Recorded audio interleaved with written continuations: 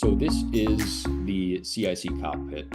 And what we're looking at now are a couple examples of some purchase orders that uh, a partner has sent us, right? Acme sent us these three purchase orders here. And so we see those populated in the cockpit here. And I'll take a second and explain the entire cockpit interface.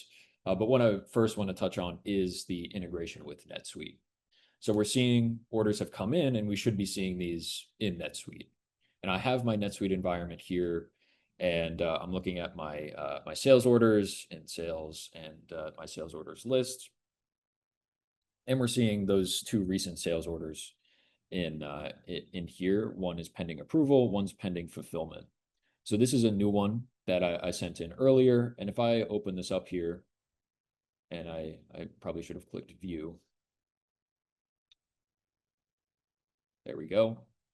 We see some of these sample data that we are integrating into NetSuite. This is basic NetSuite fields like linking the customer record, providing the customer's PO number that they sent us, the sales dates, the source. We see our item populated down here with the amount and quantities. And so this is a very basic integration example, but I think it tells the story of how Cleo wants to integrate with your records in NetSuite. We can connect to any of these fields that we're seeing here, right? Whether it's the item, the shipping sections, the billing sections, we can connect to any of these fields, populate this information however you'd like. So we're not introducing a rigid integration here. It's very much flexible in the design so that we are populating NetSuite with what your users expect. And then kind of attached to that is, as folks work through NetSuite using the native NetSuite functionality, like, for example, coming up here and approving this sales order, this will then kick off our integration process to pick up that confirmation notification and send out an 855 order confirmation to our partner. So we're tying into the existing workflows, the native workflows in NetSuite. We don't really introduce a package like we see some other solutions introduce in some of these ERP systems that effectively says, hey, this is how we integrate with NetSuite now, this is how you have to use it. We're very much flexible in the design that we can introduce and deploy here.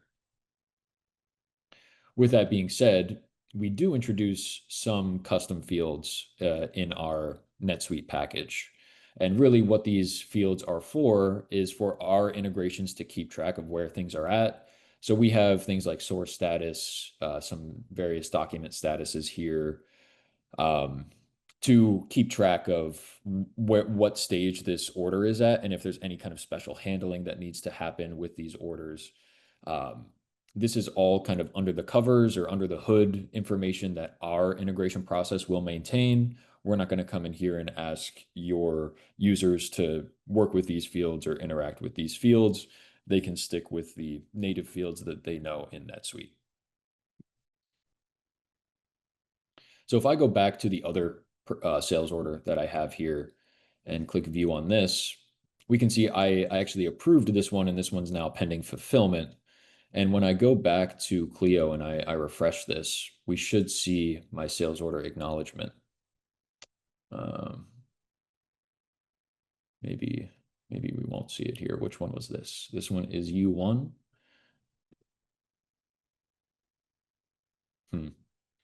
Yeah, not sure why my sales order acknowledgement didn't get pushed through there. I approved it before the call here, but that's all right.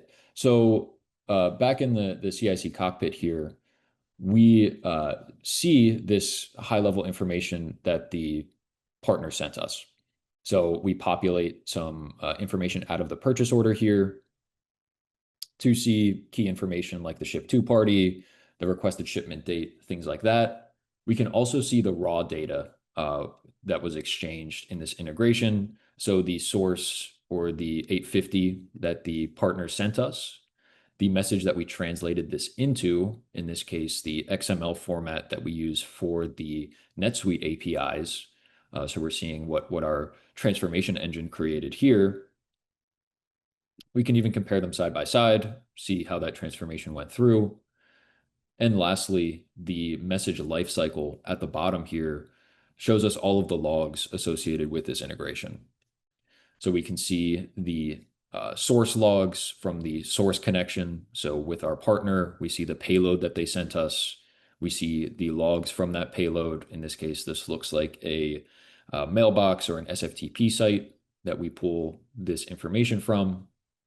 Our transformation step will show us all of the processes that kicked off in our integration engine to transform this from an 850 to the NetSuite sales order. And so I could expand this and see all of the processes that kicked off, the parent and sub processes here, and even expand all the way into each individual step to see the logs from those steps. This is all Java under the hood, so you're seeing some Java stack trace logs there. But this is as deep down as folks would get. This is the most technical information that you can get to in the cockpit. Really is used for troubleshooting. When things go wrong, we're able to point out exactly which step in the process failed so that somebody can go fix that. Lastly, here we see the connection to NetSuite. We see the services that we use to connect to NetSuite, see the requests and responses that we sent and received with the NetSuite API services. So from a high level, that's what I want to cover from the NetSuite side of things, right? The main two things that I want to reiterate is there's tons of flexibility in the integration design here. So we come in with a baseline or how we typically see NetSuite integrations go, and then we have a collaborative design effort to say, all right, well, this is what we typically see, but what do you guys or what does your organization want to see from a NetSuite integration standpoint? What fields do you use? What kind of validations do you want us to do? Are there other workflows that go into your process that we need to account for? All of that we do within our implementation process. And yeah, so we just want to reiterate that we don't really put you in a box with the NetSuite integration design here. I want to jump back to the Cleo cockpit and just take a look at what the day-to-day or what an environment might look like when it has a lot of information flowing through it. So I'm going to jump over to this dashboard here and just show us a quick glance at what an environment looks like that has some real data moving through it that looks a little more like what a production instance might look like. So we're seeing here in our main dashboard, it's high-level aggregate charts for different transaction types that you're moving through your integration environment. We're seeing purchase orders, ship notices, and invoices. Users can come in here and customize this. So if you don't want to see certain transaction types, you can get rid of those charts. You can also add new charts for maybe some of the operational metrics that we're collecting, like volumes or issues, or select charts for other document types that you might be exchanging with your partners. So if I want to see order acknowledgements that went out and invoices that went out, I could add those to my dashboard here. Now, when I open up one of these charts, it takes me to the message tab and shows me all of the messages that make up that chart. So in this case, I'm seeing all of those inbound purchase orders. I see some high-level information here, like the partner it came from, the unique ID, if it has an issue associated with it, what the acknowledgement status is. So all of that quickly populated for us here. You can also customize this on a user basis as well. So in the top right-hand corner here, you can actually manage the columns that you're seeing to check and uncheck these. If you're not interested in seeing the reprocess indicator or the ship to party, we can uncheck those. And if we want to see the purchase order, for example, you can check the box for that and see that populated as a column in your table here. So again, something that a user can kind of tailor their experience based on what they want to see at a quick glance. Now, the Other things we can do in here, additional filtering. So when I selected that chart, it automatically sets a filter for inbound purchase orders, but I can come over here and configure that filter to account for maybe inbound and outbound purchase orders. So I could select both. I could select the partners that this is that I want to see exchanges with. Could filter by issue status, whether that's current or resolved issues, filter by acknowledgement status, filter by additional document types. So if I want to see order acknowledgements and ship notices in my view here, I can select those as well. We'd see all of our different document types that we're exchanging in our integration environment here. And lastly, you can filter by any of the details in these message payloads. So whatever we're seeing as a property in the cockpit, you're able to search and filter on. So if you'd like to find purchase orders with a specific ship to party, enter that ship to party here. We can see all of the different message properties that we've chosen to surface in this demo environment to be able to search on. But this is something that we can configure for your tenant. If you want to see other properties surfaced here that you'd like to be able to search on, we can absolutely enable that.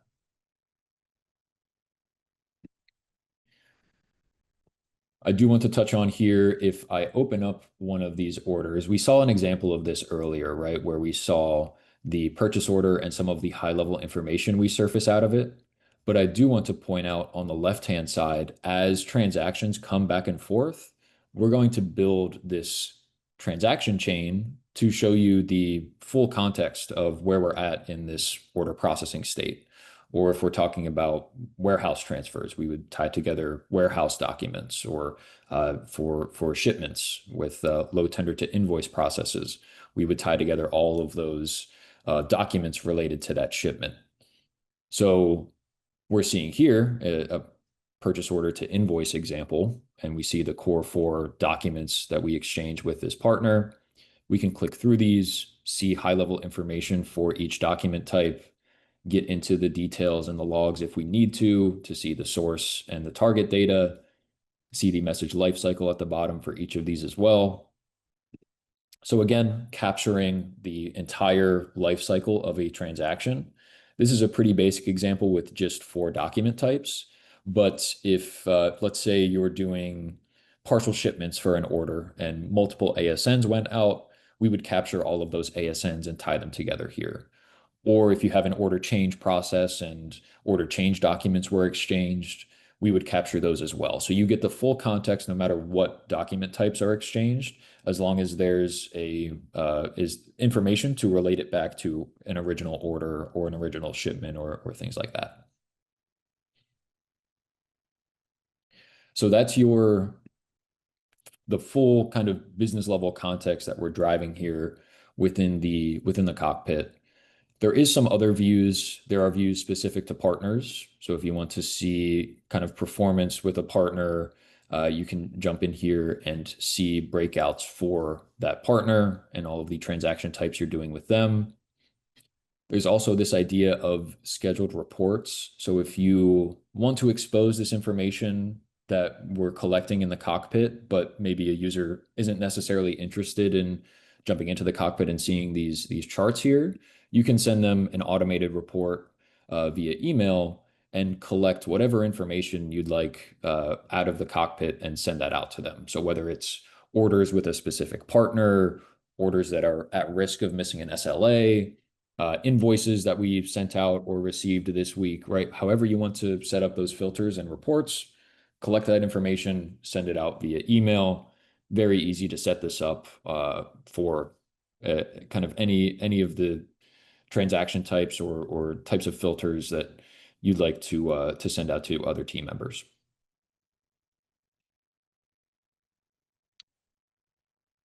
All right, so I want to talk through the troubleshooting process a little bit when something goes wrong in your integrations.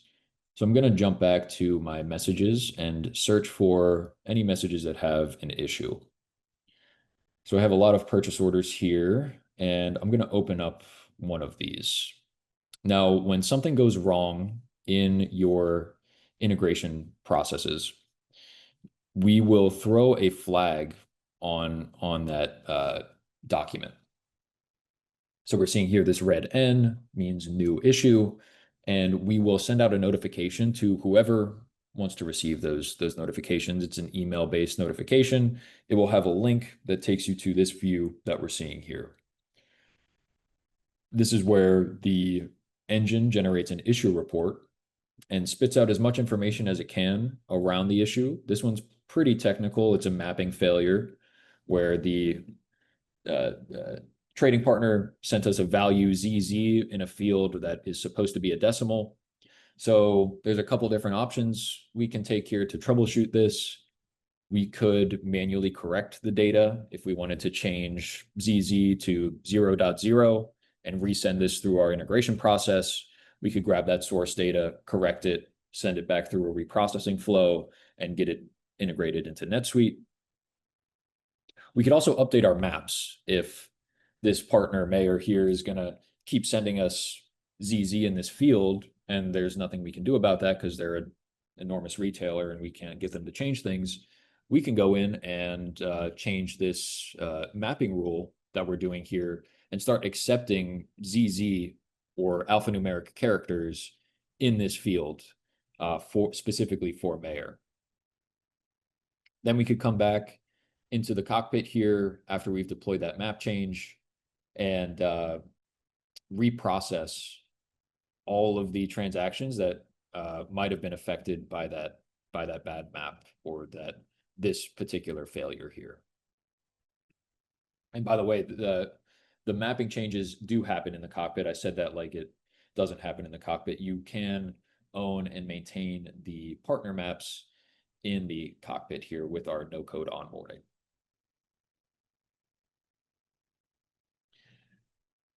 Also worth mentioning, while I have a couple minutes here, the operational control and flexibility that I mentioned at the start of the webinar.